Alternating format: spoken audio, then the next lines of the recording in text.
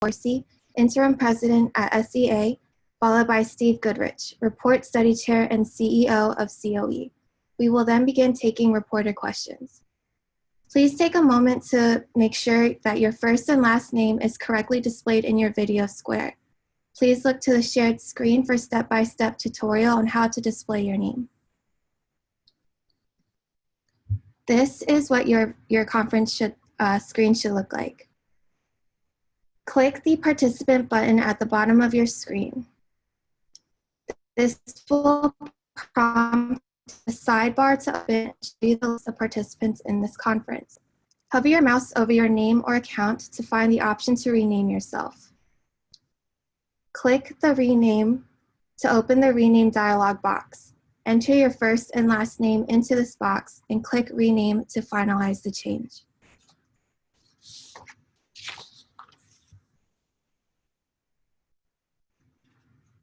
In order to ensure everyone is heard and has the opportunity to have their questions answered, we'll be utilizing the chat box function of this video conference. If you look to the bottom of your screen, you will see a chat box icon. Click the chat icon at the bottom of your screen. This will open the chat box function in the sidebar. Enter your first and last name dash your company name to enter yourself into the queue. This queue will determine the order in which we will call on questions. When entering your name into the chat box, make sure you are typing to everyone as indicated by the red arrow. All mics will remain muted to allow the speaking person to have the floor. Each reporter will be allowed one follow-up question for their turn. If you have further questions, we ask that you enter your name into the chat box again to be re-entered into the queue. Your name will be called before your turn to let you know it is your time.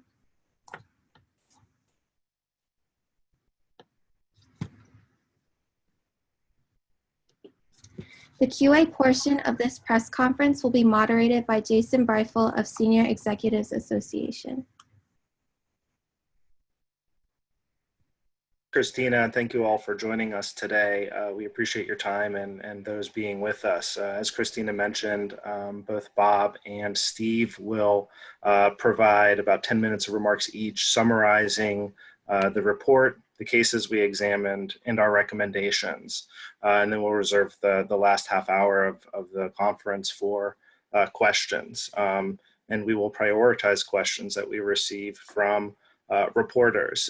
Please do follow the instructions that Christina provided about entering your intention to ask a question in the chat feature so we can make sure that we call on anyone. If there are additional questions that we do not get to during the time, we are more than happy to talk further with you or your organization about the report and our findings. With that, over to you, Bob. Please take us away. Okay. Good morning, everyone. I want to thank you all for attending. Having arrived a bit late in the study process as SEA's interim president, I want to personally thank Steve for his incredible leadership on this entire study effort. I also want to thank Jason Breifel on my staff, who led our effort from the beginning and played a pivotal role in working with all the team players, and for his excellent counsel throughout the study process.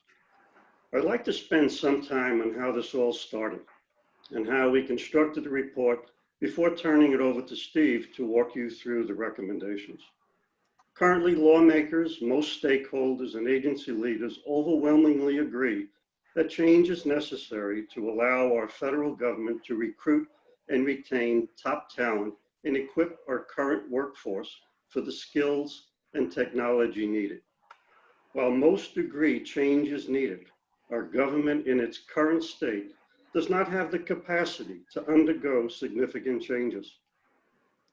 As agencies face increasing pressure from Congress to modernize and improve, outdated and inefficient human capital systems leave the agencies consistently disappointing lawmakers. Overall, our government spends over $300 billion each year on compensation and benefits for the 2.1 million civil servants, excluding postal employees, not accounting cost of training, technology, productivity, etc., which likely add billions more. Accountability regarding taxpayer funds requires a more focused look on how our government invests in its employees and ensures their success, and therefore the success of agencies to deliver for the public over time. The central theme of this report is creating capacity to enable effective change. Now, how did we come to these recommendations?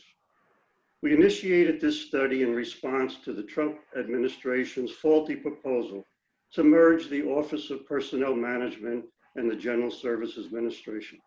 Our goal was to assess the issue through the lens of human capital management government.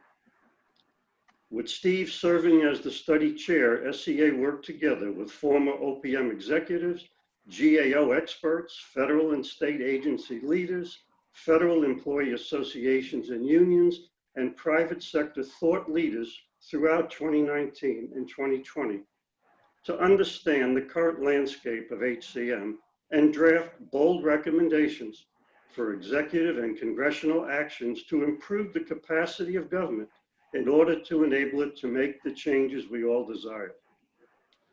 And I need to emphasize, and I'm foot-stopping this, that our goal was to never achieve consensus with our participants, but to ensure that we understood all of their perspectives as we developed the recommendations. In the report, we developed 5 cases for change to support 3 recommendations and 16 major actions. In case 1, we state that the federal HCM is inefficient, lacks credibility, is not investment or future-oriented, and lacks a government-wide perspective.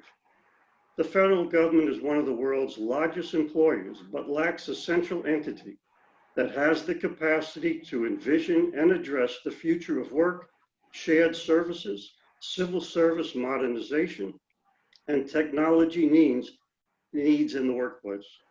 Current HCM is weighed down with a plethora of antiquated regulations and multiple pay and personnel systems that are not all controlled by OPM. For example, we're dealing with a 70-year-old job classification system.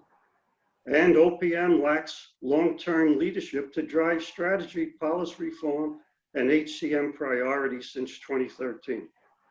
In addition, there is little effective collaboration between OPM, OMB, and Congress, causing underfunding of critical initiatives, slow or conflicting responses to policy shifts, and often confusion in applying new rules. In case 2 of our cases for change, we state that federal HCM is significantly costlier than the private sector, but the total cost across government is still unknown. Just to give you some statistics, the average cost per HR transaction in the federal government is around $2,600, compared between $500 and $1,000 in the private sector. Our cost per hire in the federal sector is roughly a little over $10,000, while in the private sector, the cost is closer to $4,000. When we look at technology, our cost per person in federal government is around $800 per person. Private sector is closer to $300. When it comes to our HR specialists, they are paid closer to about $90,000, while the private sector HR specialists have a typical salary closer to $50,000. What this means is that the federal government is paying more for a less efficient system. Re-imaging HCM in the federal government is not simply a matter of reducing spending, but increasing efficiency and effectiveness to dedicate more scarce resources to public-facing citizen service. In case 3, we state that the world of work is changing and that HCM must be prepared to meet the needs of agencies and employees. Both agencies and federal employees need more agility to address the fast-paced changing world and adapt to the way people prefer to work and contribute. Our current system is not adaptive. It is slow-moving and includes many barriers. Pay systems do not differentiate between high and low performers, nor are they sensitive to the market or occupations, resulting in some comparatively underpaid or overpaid positions. We have a general service pay system that is almost 100 years old.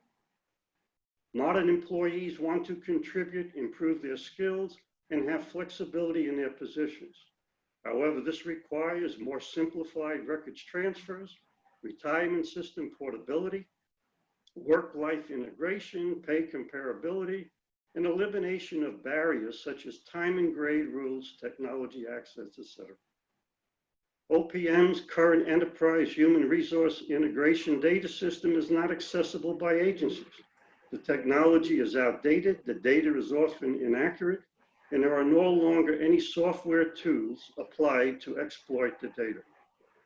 Also, artificial intelligence, machine learning, and robotics are infiltrating the workplace and the HR suite. However, again, there is no central HCM entity that can guide its use, making government wholly unprepared for the future of work. In case 4, we state that the federal government is no longer an inspirational employer. Giving you some more statistics, less than 6% of the federal workforce is under the age of 30, compared to 24% in the private sector and other countries, which are well into double digits. Also critical is the fact that the under age 30 demographic is less than 2% of the federal IT workforce. And the demographic of over 50, age 55, has increased 83% over the past 20 years. Clearly, government needs to attract and retain a pipeline of younger workers to support innovations, supply new talent, and fuel the leadership and management ranks. If the federal government continues to fail at attracting new and diverse talent, it will be unable to fill critical skill gaps and properly serve the nation. Our last case, case 5, we state that the budget, oversight, and management processes place significant strain on HCM. In the past 45 years, Congress only approved all budgets 4 times and shut down government operations 4 times since 2008 due to a lack of a fiscal year budget. During shutdowns and continuing resolutions, agencies cannot plan or execute HCM, and they are unable to fill vacancies or hire for new positions. In fact, with every shutdown, all federal employees were paid in arrears, causing a tremendous loss in performance and productivity. Budget and management systems need to come together to contribute to an efficient, effective, and credible government. Now that we understand the cases for change in those 5 areas, I want to pass it over to Steve to discuss the recommendations supported by the study.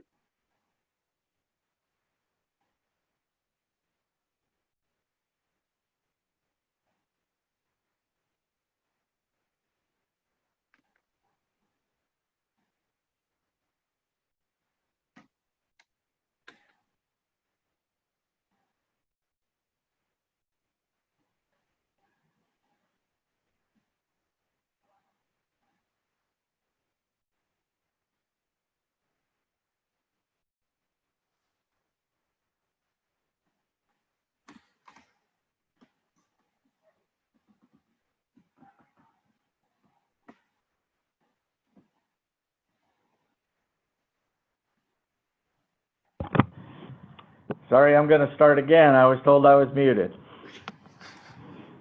I want to start out by thanking the working group that helped put this together.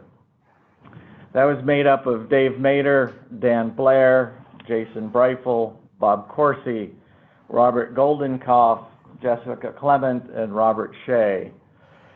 And there, of course, as Bob mentioned, a number of other folks that contributed and certainly gave their thoughts in this, as well as a team of research interns that helped do a lot of the research.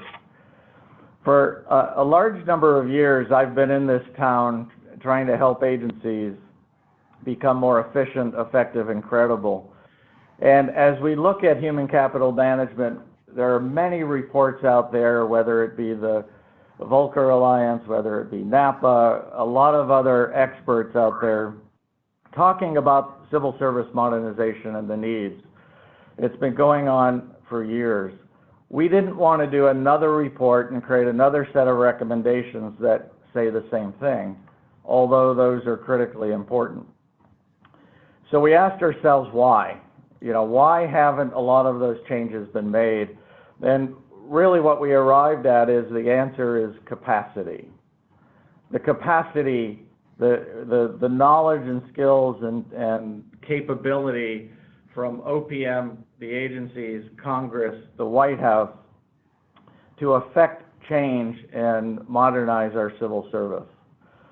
So we thought that real bold action is required to create this capacity. And the starting point of that is to have Congress and the White House and OPM work together to pass a Human Capital Reform Act. It'll start the engine towards reform to align the capacity to get there. Now, one of the things that's important, that this report is not about blame. It's not about pointing fingers. It's about understanding where we are and identifying the actions necessary to create an efficient and effective human capital system. We do know that OPM and others have functioned with one arm tied behind their back for years and years. We know that we need to do a better job at strengthening and honoring the workforce with fair pay, flexibility, investment in development, reskilling and opportunity. You look at the vast amount of staff augmentation that's provided by contractors and over many years of employees in place. How we make employees want to come to the government and stay, in other words, attract and retain. How do we make sure that the agencies have the necessary capacity to achieve their mission with the talent they need and the flexibility they need to get there? I want to make it really clear, our goal is to not abolish OPM or have it moved at all, but to strengthen the agency so that it can look into the future, address those things that Bob was talking about, and move forward. So, as Bob said, we identified 3 recommendations and 16 major actions. Legislative and administrative leadership, reforming OPM to have strategic capacity, and inspiring and investing in the workforce. And that last one we can't do without doing the first 2. Our first recommendation, develop a new framework for the legislative and executive branches to work together on mission and mission support requirements. I know that sounds lofty, but we need a better operating model to work together. We need to establish a select committee on the federal workforce. There is no central committee in Congress that focuses on the workforce. Many committees touch a piece of it. And I like to say, you know, everybody's touching a piece of the elephant and they don't even know it's an elephant. There's a lot of focus that's necessary on our workforce. We need an initial cross-government or cross-leadership working group between Congress and the White House and OPM to really start this initiative and work together. In my book, Transforming Government, I call for a national strategic plan to focus on the critical elements that's bipartisan, objective, and bicameral in the process to really identify the things we're going to focus on together and do that. Within recommendation number 1, we ask for the OPM director and the OMB DDM to create a transition plan using our recommendations as guidance. We ask that the DDM and OPM director also create a technology and data strategy plan. As we know, our technology in HCM is from a centralized perspective for government, and data system is woefully lacking. We need a scorecard on human capital, much like the FITARA scorecard, so we can focus on not only what's going on in human capital, but maintain that focus with all involved.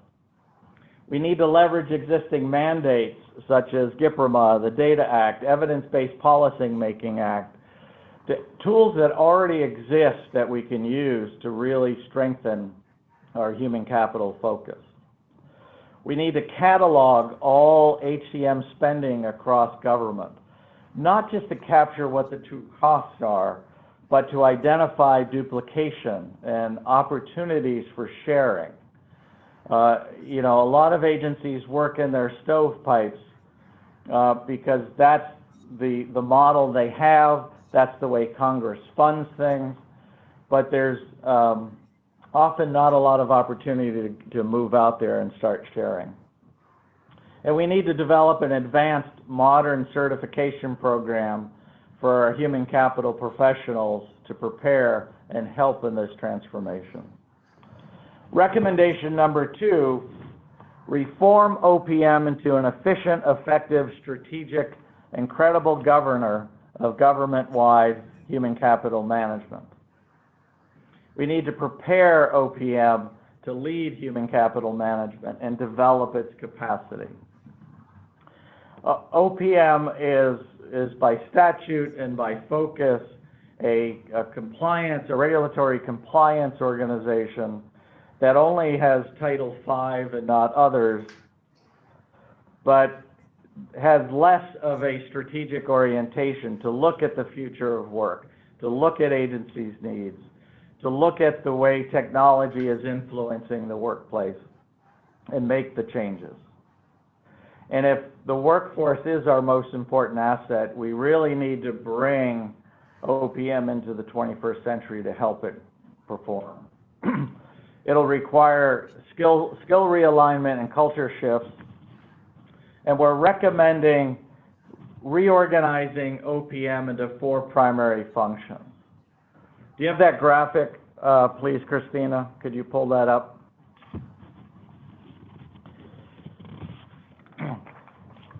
This will help really strengthen OPM, with the primary focus is to create a Office of Strategic Programs that looks at having data and data analytic capacity.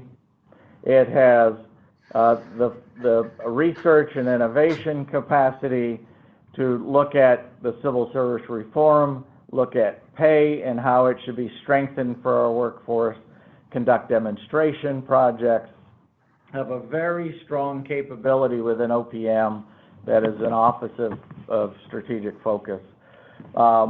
Certainly have the policy group and combine in other functions to strengthen that oversight, and to have a policy function and technology function within to service the government, government-wide.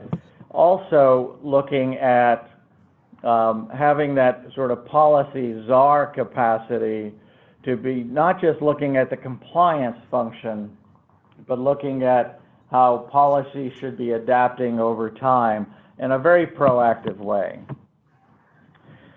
We're proposing that the OPM director become a term appointment, a 5 to 8 year term appointment, to help focus on the transformation, and as others have done. You see that in GAO, IRS, the Census Bureau, to transcend administrations, to be able to focus on the effectiveness and efficiency to properly honor our workforce. We're proposing establishing a human capital business board that will be sort of mapped after the Defense Business Board, to oversee the transformation and change, to help advise the OPM director in this process, and to report out to the administration and Congress. We also identified a little bit different than just human capital, but reviewing the OMB DDM position to ensure it's properly resourced, has the proper authority and responsibility. The budget side of OPM gets an awful lot of attention, with less on the management side, and the ability to carry forward the President's management agenda and reform can certainly be impact. Certainly mission support and mission-centric, but making sure that strong capacity exists. changing the current OPM mission statement to reflect the strategy focus, and begin a review of the regulations to streamline and simplify and write them in plain English. Re-engineer, eliminate, or move existing functional areas. We're recommending that HRS is sunset. Now, the technology tools, the USA suite of tools there, would be moved into another technology function within OPM and re-engineered or strengthened to make sure they're supporting the government and meeting the needs of government, again, government-wide. Transforming retirement services, especially on the application process. We know how difficult that is, both in agencies and getting the records right and the data right, and getting it over to OPM in a timely fashion and having that adjudicated across about 1,800 business rules. Most governments now and most private sector organizations have that completely automated, so when it's time for the employee to retire, it's a matter of filling out an online screen, hitting submit, and the rest happens. Tremendous amount of efficiency and accuracy can be attained by doing that. Then, if necessary with retirement, if we find there's opportunity for efficiency and effectiveness, possibly consider moving it out of OPM as a transactional activity. However, perhaps not, it may stay in OPM. The same with healthcare and insurance, just looking for opportunity to re-engineer to make that more efficient and possibly consider outsourcing if it'll help the government be more efficient and effective. And then moving facilities and procurement functions over to GSA. Investing in developing and critical HCM technologies based on the strategy created. I mentioned assessing and enhancing the USA suite of tools. Upgrading EHRI to the EDR system, which is currently an unfunded activity. EHRI, its original intent in 2003 was to enable moving people across agencies. It was to enable strong analytics across the workforce to strengthen the workforce. It was meant to enable a stronger retirement capacity. It didn't do any of those.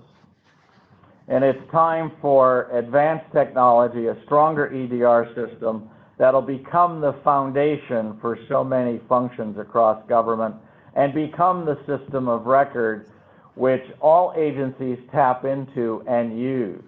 Currently, agencies have no access to that system, but they then have a centralized system of record at which the agencies can do their analytics. Within technology, again, I mentioned up front the need to share technology across the government and what agencies are doing to be more efficient and effective. You know, for example, HHS is building their HRRX system that gives managers access to their workforce, uses AI to improve and speed up the hiring process and many other things. That's an example of something an agency can do, and if OPM has the right strategic capacity, they could be reviewing those and strengthening those and looking for cross-government application, and if necessary, perhaps even funding those. Reviewing and enhancing and sunsetting legacy systems as needed. And making sure the OPM director is a member of the President's Management Council so that the workforce is represented at that level. Recommendation number 3, become an inspirational employer and invest in people. As I said in the beginning, that can't be done without building the capacity first. We want to strengthen the budget process to ensure we have on-time budgets. Look at 2-year employment levels and maybe even 2-year budgets in some areas so that we can make the decisions on staffing and have the flexibility we need to get there. Stop managing to an FTE ceiling, but manage to the budgets we have, manage manage to the need we have, look at the functional capacity across government and strengthen it with a federal workforce and moving that forward, and making sure we have the data-driven workforce requirements and analysis with strong technology and systems. Strengthening the workforce by investing in reskilling where necessary as technology takes over, where job functions are eliminated. Moving people to as Margaret Weichert would say, from low to high value work, and making sure the investment is there. Making sure we have a strong pipeline of leaders and managers. As Bob mentioned about the workforce, while the workforce is getting older, the younger pipeline to fuel that the leaders and managers of government are shrinking, and having a much more stronger certification program for leaders and managers and building that pipeline.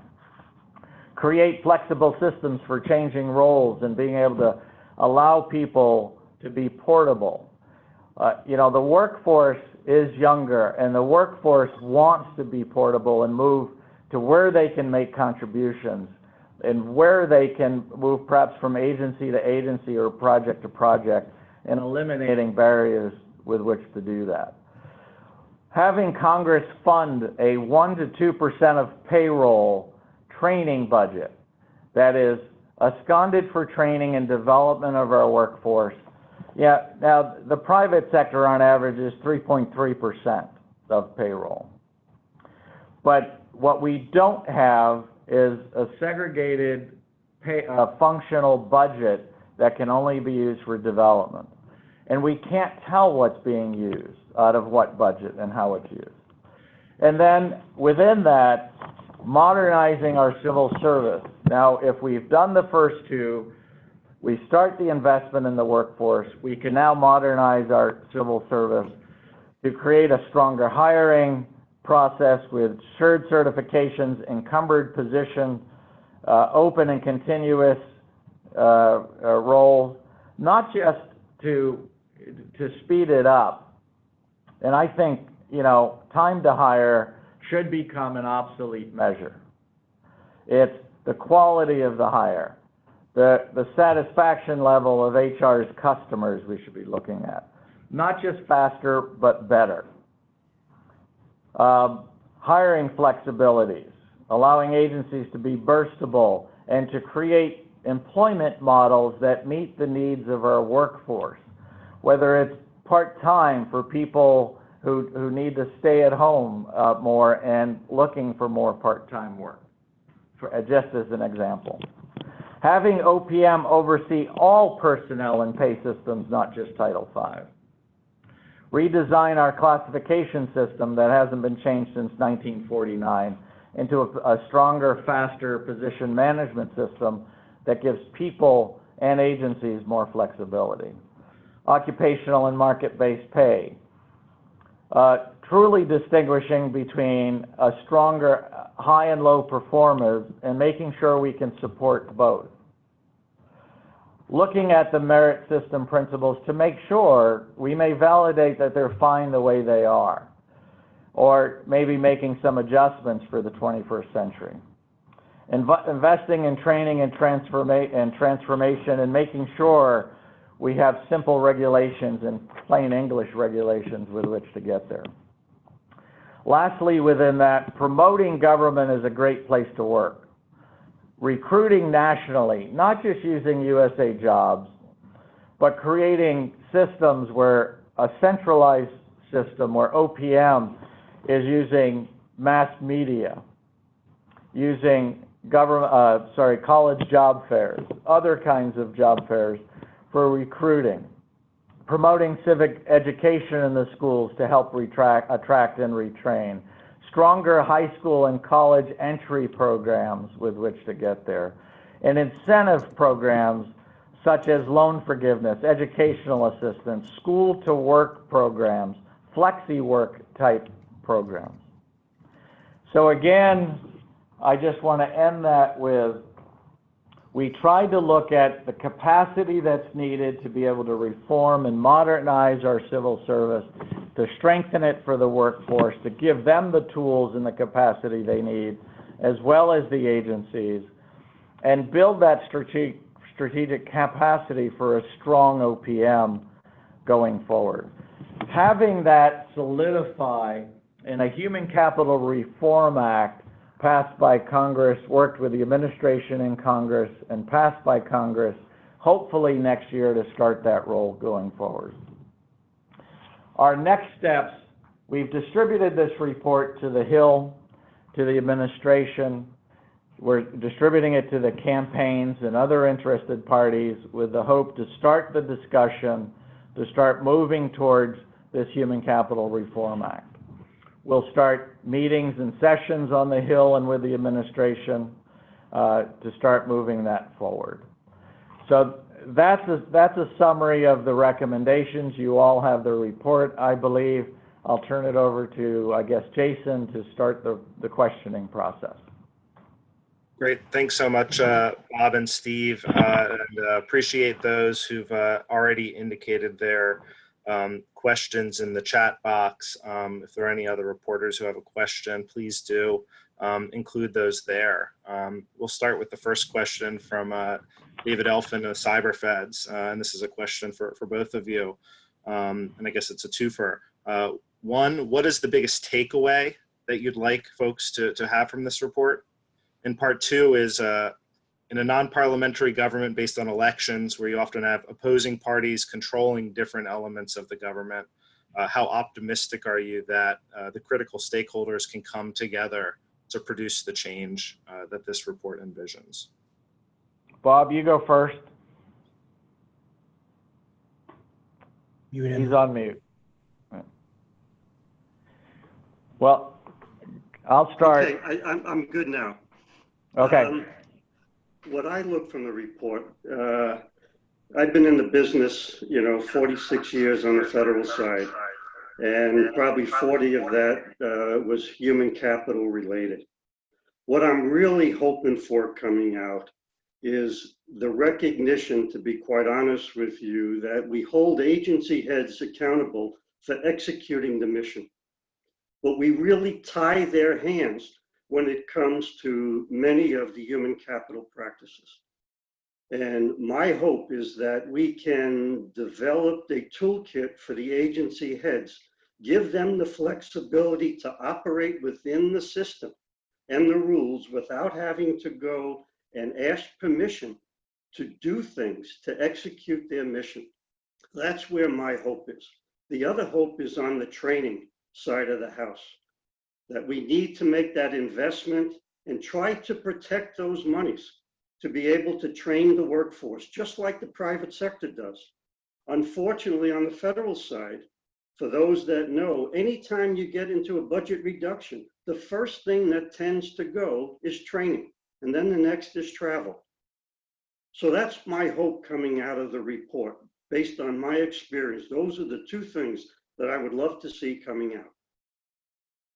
What I'll add to that is sort of the theme of the report that we've had since the beginning is we know civil service modernization is necessary. We have to build the capacity to get there within OPM and at the leadership level. The optimistic piece, just because something's hard doesn't mean we don't do it. And I think it's critical to be able to move forward and start this dialogue and get the leadership moving around the importance need to strengthen and honor the workforce of the federal government, to have a centralized focus on that is strong and capable. Yes, it's going to be hard. Not everybody's going to agree or maybe have alternative agendas, but persistence is needed. We've been talking about this for many, many years, and it's time to really give this a real powerful push to make this happen. And I think the timing is right for doing that. I think those I've talked with already on the Hill, those I've talked with within the administration and other administrations, want to see this move forward, and they know a strong and capable workforce is needed. You know, we started with, you know, if we go back to the 40s, 50s, 60s, we had a transactional workforce. We had more of a clerical workforce. We have a workforce now that needs to innovate. We have a workforce that has to deal with very complex issues, and we need to strengthen and make sure that workforce is there to do it. We have to make sure we're looking into the future and anticipating the needs, not just always being reactionary to those needs. It's going to be hard, but we can do it. Jason? Great, thanks so much there. Dave, did we answer your question fully? Good enough, Jason. Great, happy to follow up if you'd like to chat more. The next question is from Jesse Burr at the Federal Times, and I think it's part of the part two from the prior question in a different way. Considering the significant contention between the White House, Congress, and federal employee groups over previous reform proposals, how does this administration develop the trust needed for a significant reform? How do these reforms effectuate in such a divisive climate? I'll start with that. You know, we have to come together as a practical issue, not a political issue. This is just about strengthening the workforce and strengthening all the systems that support that workforce, that support the agencies in contributing to their mission. We're not talking about a political issue, whether we should strengthen mission or have this mission or that mission, or fund this program or not fund that program. This is truly a practical, non-political issue. Now, can folks make it political? Absolutely. I get that and I understand it. My goal is to bring people to the table that can collectively work together. You know, there are very few members on the Hill that spend their time focused on workforce issues, but complain about it when they're not being addressed. And I think it's time for all of us to come together in a facilitated way to start that dialogue and move that forward. You know, administrations are going to change. This one may or may not change in the fall. But in a political system, change is constant. Whether it's 4 years or 8 years, it's going to change. What's stable is our workforce. What's stable is the leadership of that workforce. What's stable is the agency mission, and we've got to focus on that. Bob? The only thing I would add to that is we need whatever administration comes in and the Hill to value the civilian workforce, what they do day in and day out to support this country. When they see what happens with furloughs and stuff, then they realize how the federal workforce is involved in basically being able to execute day in and day out, you know, capabilities throughout the country. But they don't appreciate it until they don't have it. So all I hope for is, again, regardless of administration, is that they come together and start valuing our federal workforce. Thanks, guys. I'll build on that and put on my SCA policy hat and just add that I agree that we have to make this a bipartisan issue. We literally don't even know how much the government spends in this area. It's probably 500 billion or more. We have biannual hearings on the 90 billion we spend a year on IT modernization, and there is bipartisan interest and attention there to modernization, and a firm recognition that the workforce is a key lever there. And as we carry these conversations forward, connecting the dots is what this theme of governance and capacity was all about. Our next question is from Nicola Grisco from Federal News Network. How do your proposals address or potentially alleviate the pressure that OPM has felt from OMB, especially in recent years? We've consistently heard the intermingling between the two agencies has tied OPM's hand and prevented it from becoming a human capital leader. You want to start, Bob, or you want me to start? Steve, I'm going to have to defer to you on that one. Not a problem. I think there's a lot in that question that's absolutely true. And if you look just since 2013, OPM has not had long-term leadership and an awful lot of acting leadership. We need to get strong, and that's one of the reasons we proposed a longer-term appointment for an OPM leader. So it starts looking at the practical, not the political, and that we create an opportunity to strengthen OPM. And yes, it's going to require some investment dollars to get there around developing some new capacity, developing the technology. There should be a return on that investment realized. But, and we do believe that OPM has to stay outside as a separate entity to focus on the strength of the workforce and not be assumed and lost in that process by others.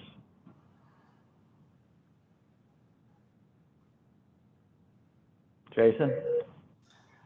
I think you're right there, and part of the report that calls out the assessment of the deputy director for management role at OMB, since its creation, it's kind of been a kitchen sink for Congress, throwing responsibilities across a myriad areas, including many areas of human capital policy, and no one knows what that means, how it's impacting these interactions between OMB and OPM, and the concerns that it raises about the independence of OPM and decisions that it's making with regard to federal workforce policy. So that's why we think that Congress needs to look at these laws, these statutes that have accreted over time, and look at the big picture and find out, does this system make sense? If it doesn't make sense, are we resourcing these organizations appropriately so they can do their job? And again, effectively shepherd hundreds of billions of dollars of taxpayer resources in this area.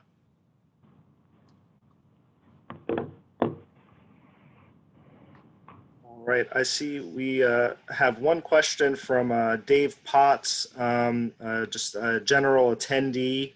And before we take that question, just wanted to give one opportunity to see if there are any other reporters who had questions. Please put them in the box, but in the meantime, we'll take Dave's question while folks are typing. You can change policy and structure for OPM, but how are you going to attract the next generation of civil service to government and make working for the federal government appealing? This is where, I would say, when you have to be able to show the value and what the government will offer our college graduates, our new recruits, you got to be able to have some predictability in what you can offer them, which gets back to the consistency on funding and maybe a 2-year projection on levels of the workforce size.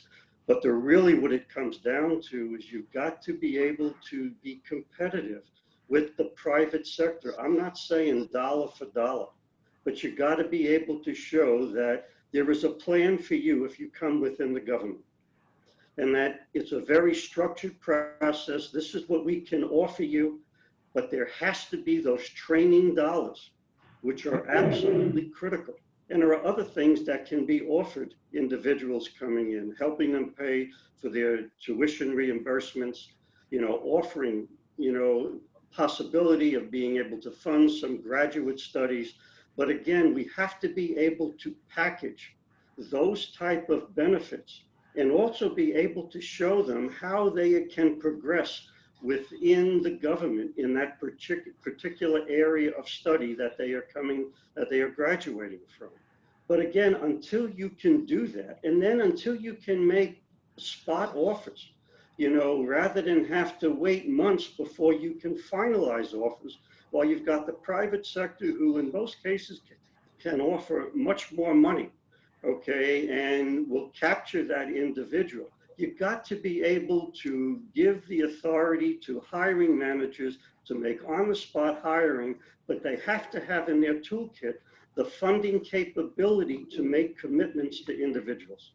And I think if we can do that, we can be way ahead of where we are right now, where there's just a very small niche of capability to do that for a set of specialties. It has to be enlarged in order to be able to help us to build that needed pipeline.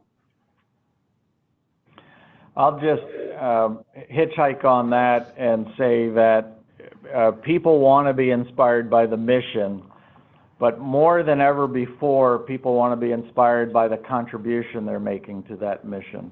And so that's one piece. The second piece is making sure that the programs and the systems are in place that demonstrate respect for the workforce. And that requires strong management and leadership cadre. It requires the mechanics of the things Bob was talking about, you know, effective hiring, strong benefits and pay system, and clarity and career management and where I can go and the investment in people. But it's, you know, if people feel respected, you know, right now, a lot of you probably saw the GAO report of several weeks ago that within the first 2 years, 60% of new federal employees switched to another job. We know that the under 30 crowd is diminishing. It's less than 6% and less than 2% in the IT workforce. We know that when we compared it to other governments, other federal governments that are in the upper teens, in the private sector that's 24%, we're not attracting and retaining the people. I talked to one person who went through a whole slew of interviews and couldn't get a word out of an agency. They kept sending emails and phone calls, nothing returned. 13 months later, they called him and said, "We're making you a job offer." Now, that's one instance. But that does not respect people who are trying to come into the government. In fact, it discourages them. And we want to create that strength. We want to look at inherently government functions and where they're being performed by contractors and perhaps should be, you know, government employees doing that. So it's a number of things that have to all come together, and that's what we're trying to do, is to strengthen through our recommendations.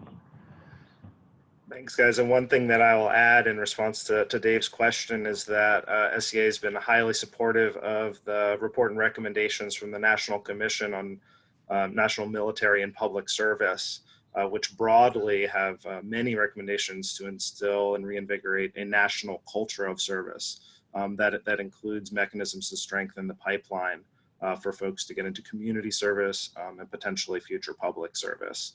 And really think that that's an important kind of civics connective tissue that will be an important ingredient for the government into the future.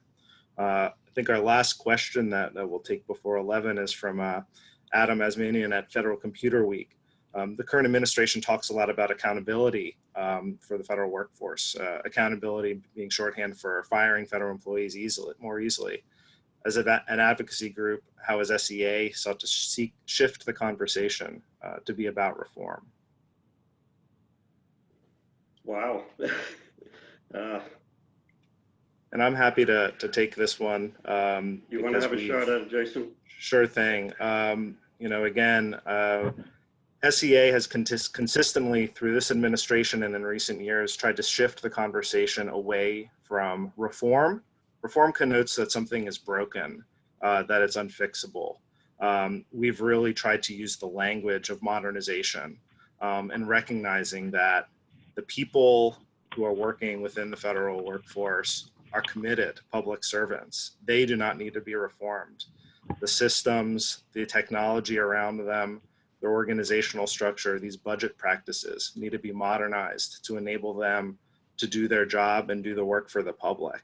And so if we have a sticks-only accountability approach where we're just beating the workforce down, that is, you know, there's no research in the world that tells you you're gonna get more productivity, focus, or efficiency out of that.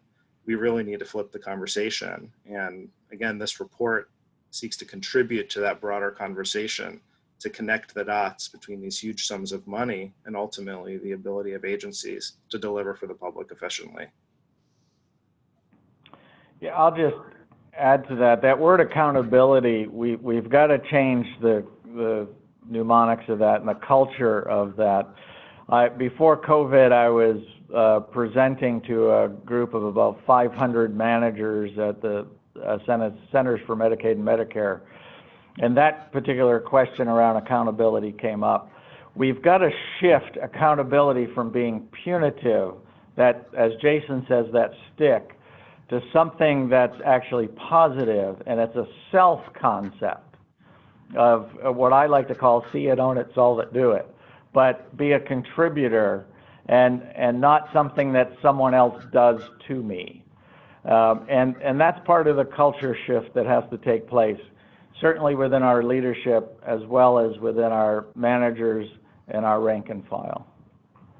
Jason or Christina? Are there any, I think we're at the end of our time here. Just did the two of you want to provide closing comments before we let folks know how to contact us if they want more information and to chat further? Bob? All I would say is, I think we're at a point where we've got a burning bridge. We talked about a 70-year-old classification system, a 100-year-old pay system. The time demands that something has got to change if we are to have any hope for rejuvenating the federal workforce. And my hope is that this report will start that conversation. It's time to change, and it's got to happen now, and Congress and the administration have to come together to act now. We need to keep and strengthen OPM. We need to honor our workforce. We need to give the agencies the tools that they need to attract and retain a strong workforce and build their workforce.